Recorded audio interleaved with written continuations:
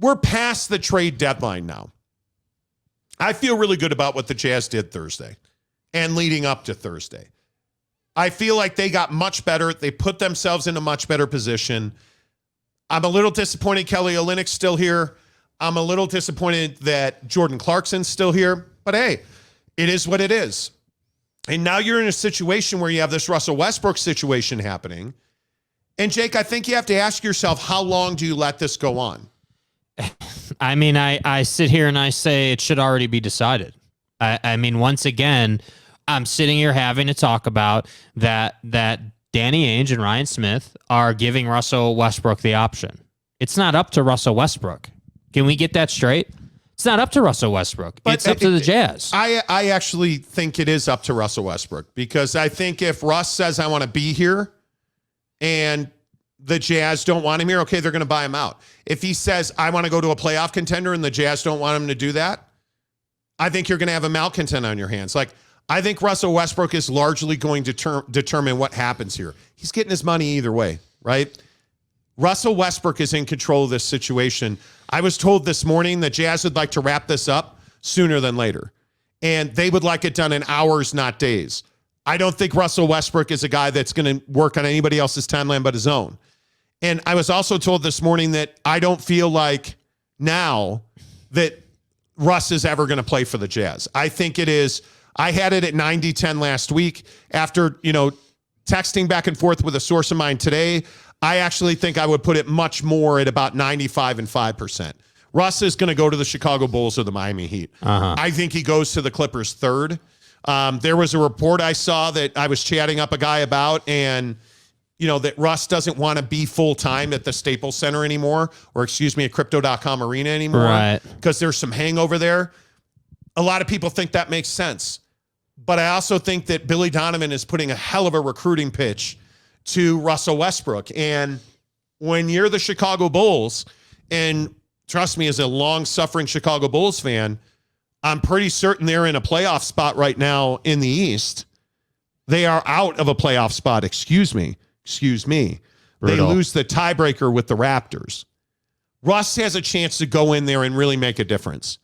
If you are the LA Clippers, you're desperate for Russell Westbrook. You don't have a point guard on that roster. You need Russ.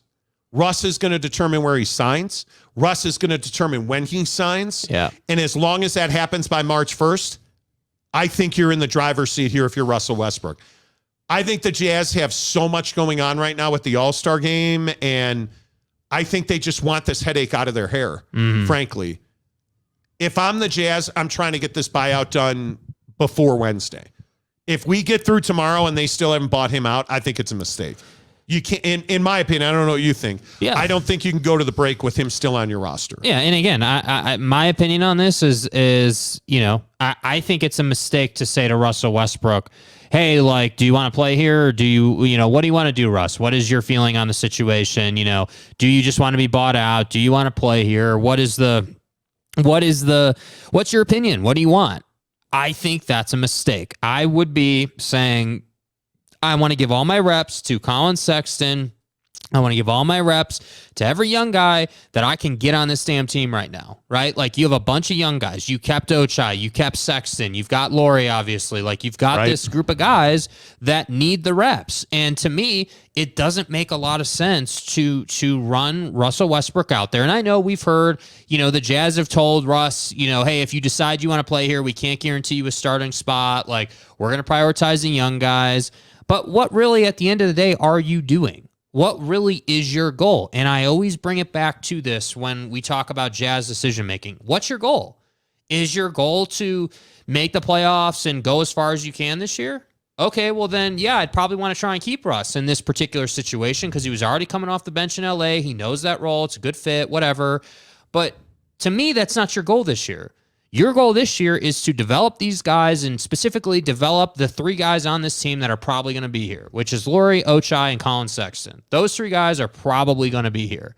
So to me, it's it just doesn't make a lot of sense to keep Westbrook in the fold. You got your first-round pick. You made the deal. You made the transaction. Get his ass out of here. Let him go to the Bulls or the Clippers or wherever he wants to go. That's why I'm not saying that they're somehow making this huge mistake. But when I say it's a mistake, what I mean is just that you're wasting time here. You're allowing a player to dictate to you when, in my opinion, the great organizations in the league dictate to the player and allow the player to handle it afterwards. The only thing I say about that is I don't think you can have a Russ meltdown. That's the only thing that worries me. I mean, I think it would be a bad look for the Jazz to send him home. Anything like that. I think the idea that Russ and Jazz sources at the Jazz have told me, the Jazz, when they met with Russ, they straight up told him and his people, hey, listen, you're not going to start here. You're not going to come in and be one of our first options. Mm-hmm. You're going to come in and be a bench scorer for us. That's what we would use you for. And I'm told that Russ didn't react one way or the other. He simply ingested that information. He's going to get a buyout here. They are not going to let this linger on. From what I understand, they're going to buy him out. And I think that, again, I think Chicago and Miami are the two likely. I think the Clippers are a distant third. It doesn't make sense to me that he would go to Miami over Chicago. In Chicago, he can be a hero. Adding Russell Westbrook to DeMar DeRozan and Zach LaVine, dude. Yeah. Now you're cooking with gas. Their weakness in Chicago is always going to be Nikola Vucevic. He just is not a good defender, and he's an average three-point shooter who takes way too many threes, in my opinion. You have everything you need. If you had Russ on that team and Billy Donovan and Russell Westbrook have a relationship, I think that's where he ends up. Because he knows if he goes to Chicago, it's a major market. He's going to be on TV a lot, and he's going to be the reason that they get to the next level. Because I also think he's one of those guys you and I talk about a lot. He's on a prove-it deal now. Yeah. He's not playing for this year. He's playing to earn a job next year. That's what he's doing. 100%. Because he'll be a free agent in the summer. Yep. If he goes to Chicago, I think Russell Westbrook has a really good opportunity to really show out. He has a really good opportunity to say, hey, I made a big impact. We won a playoff series. You know, they were out of the playoffs when I got there. They finished it home court advantage, like whatever it turns out to be. What he won't do is go there and be a pain in the ass. That I don't think he will do. I know that he and D-Row know each other from LA. Like, I think that's a really good fit for him in Chicago. I think that's where he ends up. Yeah. I think he has a tremendous run with them, and I think he signs a multi-year deal next summer. I just don't see any way he wears the Jazz note. Yeah, I really don't. and like I said, I mean, obviously I'm with that. I mean, I'm 100% in support of just buying the guy out and letting him go and do what he needs to do. And I agree. The last thing you want to do is let this thing linger. And I'm glad to see that the Jazz are, kind of saying, hey, we're not looking to let this linger. But I don't know. I guess to me, I'm just a big fan of saying, okay, look, man, like, this is where we're at with you. We have a young core. We're going to play these guys. And hey, if you're happy to sit on the bench, I guess that's what it is. But I just think that you're like, I literally would say to Westbrook, if I was Ryan Smith, hey, if you're going to be on this team, you're going to come off the bench because we're going to start the young guys. That's right. And personally, Russ, I think your better opportunity around the league would be in one of these other places. What those other places are, I don't know, right? Because I'm not looking for any kind of tampering situation, but there are other opportunities for you that I think would suit you better. So let us know, I guess. Well, and I also, from what I understand, Russ has the ability to talk to other teams. The Jazz are not going to have a problem with that. They've told him that. Yeah. I think that's why you're seeing Billy Donovan openly talking about him. You're seeing the Clippers openly talking about him. And this story with Kyle Lowry at the Clippers, I don't mean to drop a bomb on me. I don't know how many people saw this. The Heat and the Clippers had a deal done at the deadline for Kyle Lowry, and they could not get Pat Riley on the phone to approve it. So Kyle Lowry did not get traded. And thus it puts Miami in this really awkward position right now. And I think that, to me, that's one of the stories at the deadline of a deal that did not get done. Yeah. And I think it's something. And I think that's why the competition for us is so high. That's another reason, because you look at Westbrook and what he could do. The Clippers could really use Russell Westbrook. And I don't disagree with your logic on Chicago. I think Chicago would greatly benefit. It's a pretty straightforward path and situation where he would really benefit from being there. But again, the Clippers haven't exactly lit the world on fire. You know, like I know that, you know, the Reggie deal happened and, you know, you did here and there, but bought him out. Yeah, I mean, but you didn't really like make this big foundational deal. And you have, you know, the Bones Highland thing where Bones is basically saying you know, in his introductory press conference that Jamal Murray isn't talented and Joker's the best one there. X, Y, and Z, and you know, PG and Kawhi are awesome. Like that's great that you added him, but he's an unknown. Is he somebody that can start a point guard for you? Do you want him starting a point guard? He says he is a point guard. I'm saying I haven't seen a whole lot of that. I've seen more of a 2-3 combo guard. So to me, I just think there's some question marks there. But ultimately, Russ needs to move his ass on. I don't think that wearing the note is a great fit for him.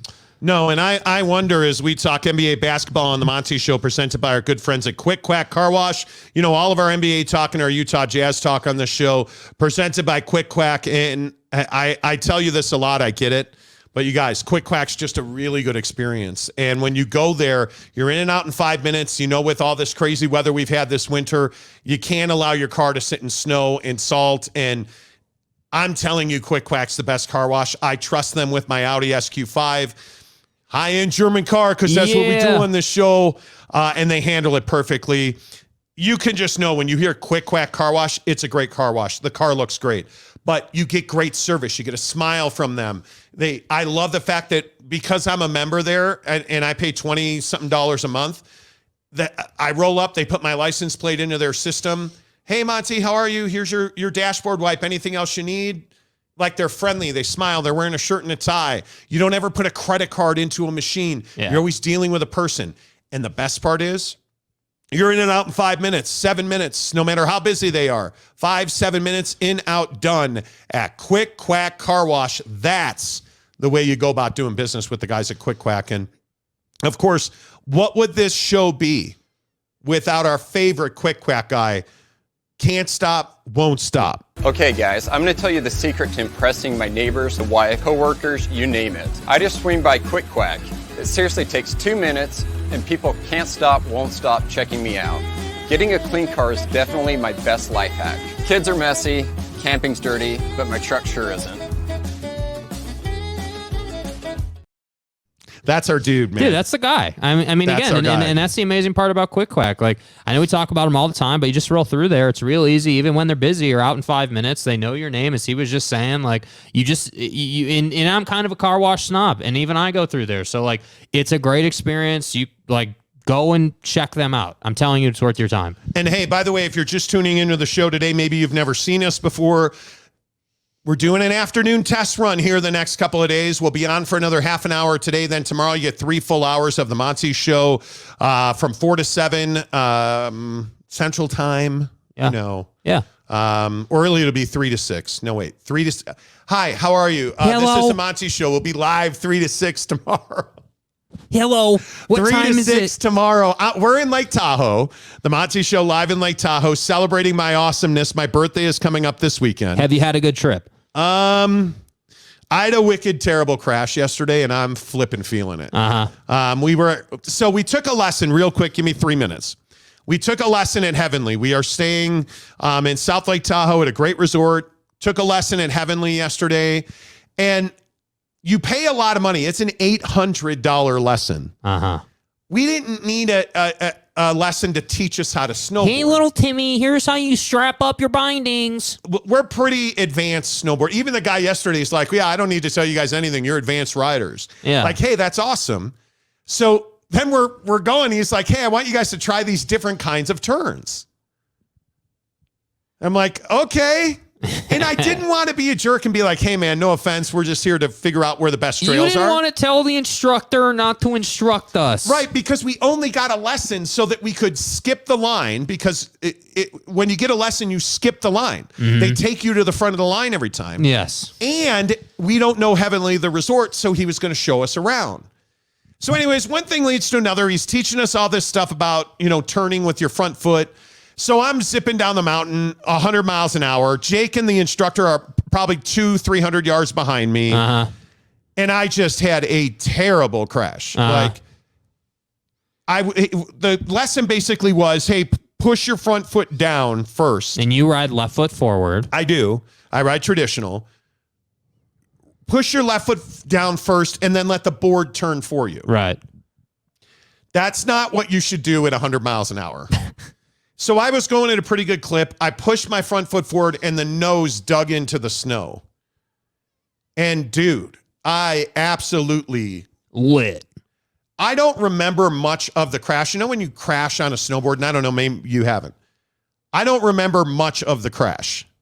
What I remember, the last thing I remember is I looked and I could see the ground coming at me. Uh-huh. You know, like the snow, I could see it. But I also remember tumbling. I hit the ground and I just remember, in my head, I said, oh, F. Like I was like, oh, and my feet are over my head. And I actually body slammed on the ground and then sat right up into a sitting position with my legs in front of me. Yeah. And I couldn't hear. This is how bad this wreck was. And I didn't see it, just so we're clear. No, he was like 300 yards behind me. Yeah, like you were saying, I was back there. I couldn't hear because I'd hit my head. My hearing was all ringing. It was that. Yes. And I was scared. It was weird. Yeah. You know how you're sitting on the ground if you've ever had a crash and you're just like. Well, you're just shook. You're intimidated. You're scared. And then I figured out I couldn't breathe. And I was just like, so I'm into this breathing technique now thing that I'm trying, where you breathe in through your nose and out through your mouth. And you do this whole thing to control your emotion and your heart rate. I couldn't do it because I had landed, I thought on my cell phone because my cell phone sits in my chest pocket, but I had landed like this. I'd pulled my arms in and body slammed myself. Yeah. And so like my whole chest was just lit.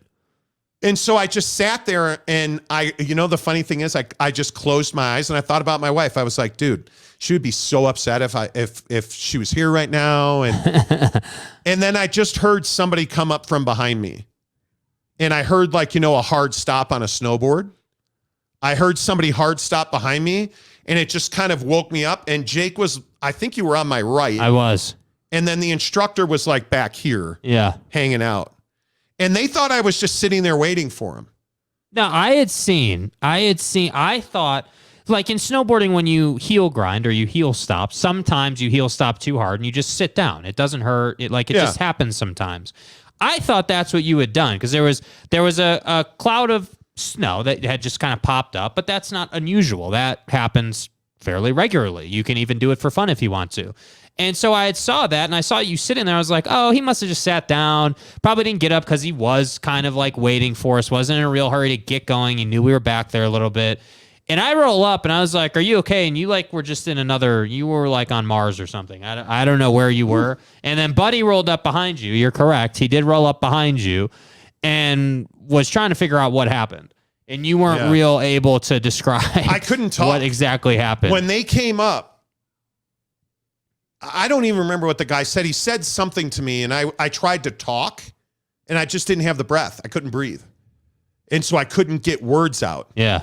And so I just remember like waving my arm a little bit, and then it just started coming back, and the fear went away because I didn't have any pain. Uh-huh. Nothing really hurt. I felt like that wreck feeling when your goggles are like... Yeah, they're all across your face, and it's uncomfortable. And I didn't want to take off my helmet. I just sat there for a minute. And then you guys got up and went, and I didn't get up, and I was just checking myself out. Yeah. Today, man, like my left tricep rotator cuff and my left quad are just crushed. Yeah. My rear obliques hurt. So we didn't ride today. We were just chilling today. Well, and it's also 1,000,000 degrees. It was 45 degrees at one point. All the snow is melting in Tahoe off of the roofs. And the issue with that is our plan was to go snowboard tomorrow, but now it's going to be like 16 degrees overnight. So all that wet snow is going to be frozen snow. Yeah. So we're going to have to try and figure that out. But anyway, we're in Lake Tahoe for my birthday. Yeah. That's what we're doing here these 2 days. So we're on in the afternoon. But there's a real good chance we're going to stick and stay 3 to 6. Yeah. Monday through Friday. Like it's and let worked us know really what you well. think. Let us know what you think. I mean, we want your opinion. And I don't know, how should we announce the new sponsor that we've signed up now? We can do it now. We can do it tomorrow. It is Monday. I am super excited. Yeah. about this. It is, and we're going to need you guys to support us. We're going to need your help on this one. It's an easy one, though. I promise you. It is an easy one. We'll do it. We'll do it tomorrow, and we'll be. Yeah. It is so hard to wait to announce it, but we have a huge new sponsor on the show starting tomorrow. Yeah. And there's somebody that we use every day. It's something that you guys are going to love. Somebody that you know. It's going to get you free product. Like you know who it is. Like it's a big brand. Yeah. I'm telling you, it's going to be amazing. All right, let's get some of your comments in here. Let's see. Teddy Wayman says, glad you're okay, man. Yeah, Teddy, dude. Woo. Man, yeah. Luis Capazzo says, riding the ice is not so nice. No, it's not. No, it's not. No, it's not. Lewis also says those goofy-footed peeps are just riding wrong. Our instructor yesterday was goofy-footed. Yes. And he did a good job. I don't always do so well getting off of lifts, turning to my left. So one of the things I struggle with is you stand up off the chair, and I go straight, and then I'll like toe grind to a stop. He taught me how to heel grind to a stop yesterday. How to turn to my left. Like it's an idiotic thing, but if you know, you know. Yeah. Brady Cook says, I have crashed a few times snowboarding and it's not fun at all. I have not had that feeling of dread or fear in the past. It was weird. It's funny what you think about in those situations. Like I immediately thought about my wife. Like, I don't know why, but Mrs. Monty was just in my head when I was sitting there. Like I don't know why. I have but even just shrugging like that, like I need to go to my chiropractor when I get home. Yeah. Like, ooh, I need to get cracked. You get popped. But it was just, that was interesting. I've never felt like that before. But you know what else is in my head? My Mrs. Monty has a broken arm right now that she's recovering from. Our guy, Eric Witzik, broke his leg. One of the people we work with at the Grizzlies broke her knee. I know somebody else that broke their wrist. Like, there's been a lot of injuries in my circle this year. I think that's also been on my mind. Yeah, I mean, I think that it's, you have to know your limits. Like we like to go fast, but it's fast within your limit. And I think that it is you only crashed because you were trying to do something that you don't normally do. And I'm not saying that that's a bad thing. That's just the reality of the situation. Yeah, I agree. Jeff Johnson, I almost said good morning. Hello. Good afternoon, Jeff. He says, Monty scorpion the hell out of that mountain. I don't know what I wish. What you did. Wish you could have seen it. I think the way you're describing it, I haven't fallen exactly like that, but I have. There have been times where like you're making a hard toe turn and you just are at too steep of an angle and your feet fall out and you hit the ground. I mean, every snowboarder has done that. And I think what happened to you, though, was that you had shifted your weight. You were in the turn. You had shifted your weight to the front foot, which put the toe or the head of your board, the nose of your board into the snow, and it caught and it flipped you. Yeah. And that's what happens. It's terrible when your feet are up over your head. Yeah. I mean, that's an awful feeling. You're not in you all you can see is the sky. And what no one talks about is that when you crash and you're airborne, it's quiet for however long you're in the air. And you don't know when the ground is coming. You just are along for the ride at that point. Yeah, and you know what? To Jorge's comment here, you got concussed, should take an MRI. The weird thing is, I didn't feel concussed at all. I knew I had hit my head because I saw it and I felt it, but I had no dizziness. I had no vision. I had none of the typical, I never lost my vision. None of that. I just could not flipping. I think the air is what got sucked out of me. I think that's what my biggest issue was, is hitting the ground. I haven't, knock on wood, dude, I haven't crashed in years, dude. Like and I'm not even being braggadocious. We're pretty good riders. Like we ride safely. I know how to stop myself. I know how to fall. Instinctually I pull my arms in. Like I know how to protect myself. But dude, there's just some times where some shit happens really fast and there's just nothing you're going to do about that. Yeah. I mean, and that was one of those. Scott Taylor says Suns in 4 series is. Thank you for the $5 tip. But your guy Durant, and now we'll see, who did they flip? They flipped somebody who is going to go to a different team. Terrence Ross. Yeah. Bucket getter. Yeah, dude. 38% from three. Bucket getter. Highly athletic, big time transition player. Definitely an important pickup. And I think that, you look at who did Denver got Reggie Jackson. Reggie Jackson. Yeah. So I mean, you're countering what Denver's doing, and yeah, I mean, I'm with, I don't remember guy's name, but I'm with you, dude. Like, I think that, if the Suns stay healthy, they're going to be in a great spot. Yeah. Hey, yeah, we'll see. I don't know about Durant. Durant's got to stay healthy. Yeah. Now, you got to stay healthy. But he's gotten a long rest here, too. I mean, there's a reason he's not coming back till after the break. Totally agree. Ron Nolan says, Monty, it's obvious you're still suffering from a concussion. Base Camp Pizza Company at Heavenly serves spaghetti in a bowl. It makes you feel better. Thank you, Ron. And I think Mrs. Monty went to Base Camp the first night we were here. Jake and I had a huge argument the first night we were here over YouTube, by the way. And I didn't get to enjoy my Base Camp pizza. Well, maybe that's where we go tonight. It's amazing. No, Mrs. Monty's actually booked us into a really good restaurant for tonight. Oh, okay, What are you nice. looking at on your phone there, kid? Just Did you updates. get an alert that I missed? No. Riley O'Brien right there. Where? Keep going down. Right there. There it is. Did I understand right? You guys might start doing your show during the day. Yes. Yes, we are seriously considering flipping to 3 to 6. And it's a health and wellness decision, if we're being honest. There's a couple of factors at play. Yeah. One, we're having trouble because what we do, our day basically is 3:50 in the morning. We get out of bed. Jake's usually at my house at 4:30. We're at the Maverick Center at 5 in the morning, 4:50 usually. And then from 4:50 to 4 o'clock, it's all about the show. Whether we're doing the show, cutting the show, shooting shorts, selling the show. Whatever. We sell our show on our own.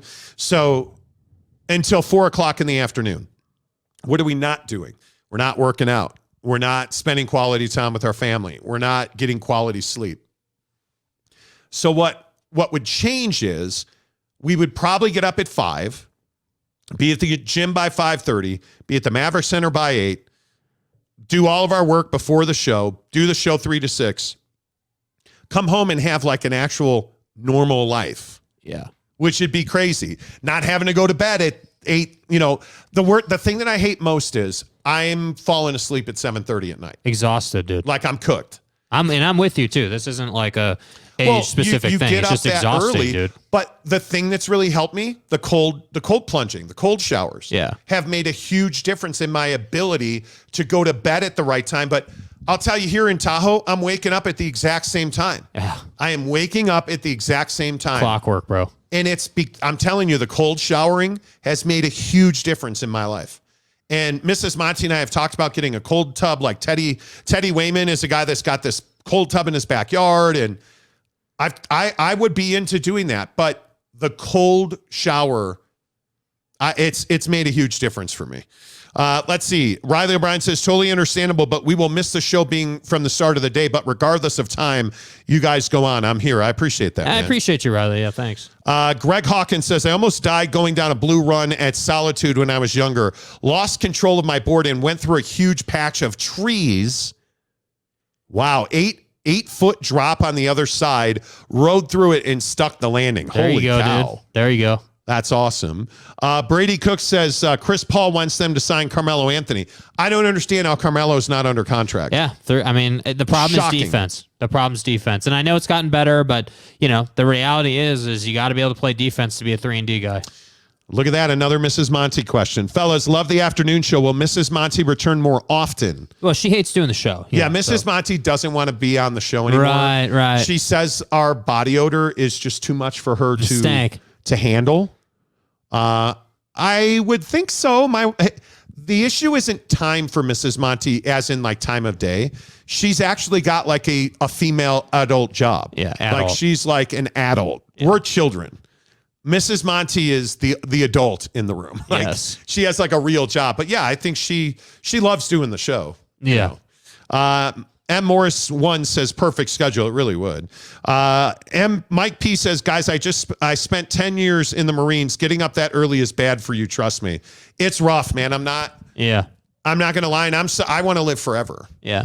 And the little things that it does, and this is how cold showering and cold plunging came in, because my habits were slipping. Like I can go 6, 8, 10 weeks eating perfectly, But then one day I'm tired and I get derailed, and it's just your mental toughness shrinks and your ability to execute shrinks when you're doing 5.5, 6 hours of sleep every night. Yeah. And then the problem is it wastes your weekend as well, because you get up at that same time. You want to go to bed at that same time, because Monday morning is a real ball buster. Yeah, it is. When you stay up till 10 and you're sleep, I can't sleep until even 8 o'clock anymore. Yeah. I don't, like today, we just chilled all day. I have not left our condo at all today, because I feel lethargic when I sleep that long. You know, like and today I actually feel much better right now than I have all day. Right. But you just don't feel as good.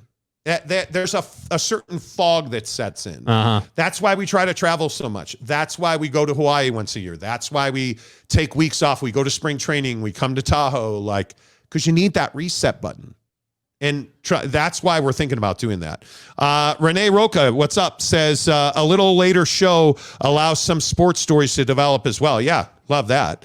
Matt Ritson says, I love the show. Don't mind time show morning or afternoon is watching. Thanks, guys. I appreciate you, Matt. I appreciate you, Matt. Eric and Raleigh says, talking with Raphael morning show. Could be. Could be. Could be. Jorge says, it's good you guys make some changes. We will still watch. Thank I appreciate you, sir. that. Appreciate that. BS says Pac-12's a dumpster fire. I agree. It is. I agree. It is. McKinley Cutler says, I remember the first time I went down a Black Diamond, I yard sailed, lost everything but my pants and my boots. Dude, like, I used to love Diamond, riding Diamond. Back in the day when I lived in San Francisco, and I was doing a story for KGO, and I got to come up here and do first tracks with a ski patrol. And those guys are just rocket ships on the mountain. Riding a Diamond with ski patrol is as intimidating as hell. Yeah. But I did it. I have no desire to do it again. Yeah. Like it's blue, like advanced blues are just more fun to me. Like when you get into Diamond, Yes. like and I've been saying this recently, and I feel like it's pretty spot on. I'm not out there to win X Games, man. I'm not. I'm out there just to have a good time, you know, push my uncomfortableness a little bit, not a lot. I don't want to feel like I'm in danger, but I like to go fast. I like to feel that, because I like speed on a snowboard is kind of, you can't really replicate it, the feeling of that. I agree. Skiers know the same feeling. Like you don't get it anywhere else. And so I'm just out there to have fun, man.